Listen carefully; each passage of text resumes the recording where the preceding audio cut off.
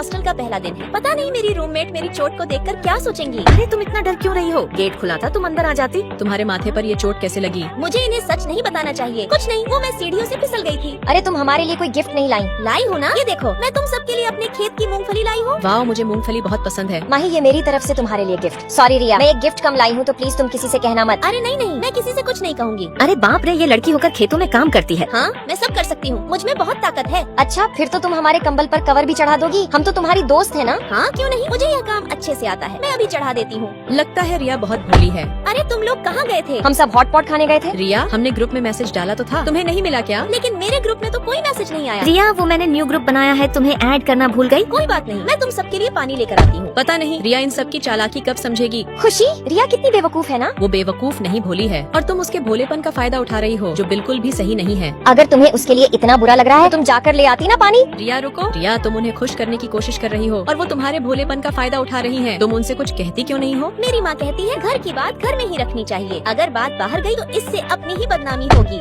माँ, आपको पापा ने फिर से मारा। माँ, आप कुछ कहती क्यों नहीं हो? आखिर हम कब तक पापा के जुल्म सहते रहेंगे? मैं जा रही हूँ उनके खिलाफ पुलिस में कंप्लेंट करने। नहीं बेटा, ऐसा मत करना। पुलिस आई तो लोग क्या सोचेंगे? इससे हमारे ही बदनामी होगी, सब लोग हम पर हंसेंगे। घर की बात है, घर में ही रहने दो। माँ, मैंने यहाँ अपनी स्कूल फीस के लिए पैसे बचा कर रखे थे, कहाँ गए? बेटा, वो तेरा चचेरा भाई विशाल आया था, वो ले गया। क्या वो फिर से मेरी स्कूल फीस के पैसे ले गया? मैं अभी उससे लेकर आती हूँ। नहीं बेटा, रुक जाइए, तू क्या कर रही है? तू उससे पैसे लेकर आएगी तो रिश्तेदारों में हमारी क्या इज्जत रह जाएगी? कोई हमसे रिश्ता नहीं रखेगा। रिया, तुम्हारी माँ गलत कहती है, गलत बात का जवाब देना चाहिए, क्योंकि जितना जुल्म करना गलत है उतना ही जुल्म सहना भी गलत है। मैं क्लास में होती तभी ग्रुप में मेरे खिलाफ एक मैसेज आता जिसमें लिखा था कि मैंने किसी से उधार पैसे लिए हैं और मैं उसके पैसे लौटा नहीं रही। मैसेज पढ़कर सभी स्टूडेंट मुझे देखकर बातें बनाते। रिया, ग्रुप में मैसेज आया है, तुमने उधार पैसे लिए हैं और लौटा नहीं रही। नहीं, मैंने कोई पैसे नहीं लिए। रिया, ये किसी की साजिश है तुम्हें फंसाने के लिए। तुम्हें इसके खिलाफ आवाज उठानी होगी, वरना लोग तुम्हें ही गलत समझेंगे। ये सब झूठ है, मैंने किसी से कोई पैसे नहीं लिए। मैम, ये किसी की साजिश है मुझे फंसाने के लिए। मैं चाहती हूँ आप सच का पता लगाएं। टीना, इस भीगी बिल्ली में इतनी हिम्मत कहाँ से आई? सभी स्टूडेंट मुझे अपना फोन चेक कराएं। वेरी गुड रिया। देखना अब सब सच सामने आ जाएगा। खुशी, तो ये झूठा मैसेज तुमने किया था। सॉरी मैम, मैंने तो सिर्फ मजाक किया था। सॉरी रिया, मुझसे गलती हो गई, मुझे माफ कर दो। अरे ये खुशी कितनी झूठी है ना। खुशी ने ये बिल्कुल अच्छा नहीं किया। देखा रिया, अपने हक के लिए लड़ने से इज्जत कम नहीं होती, बल्कि अपनी सेल्फ रिस्पेक्ट बढ़ती है। फिर मैं अपनी माँ को मैसेज करती, माँ अपने हक के लिए लड़ना जरूरी है, क्योंकि जो खुद के लिए आवाज नहीं उठाते तो ये दुनिया उनकी खामोशी को उनकी कमजोरी समझ लेती है। मैंने सही कहा तो लाइक सब्सक्राइब करके कमेंट में जरूर बताना।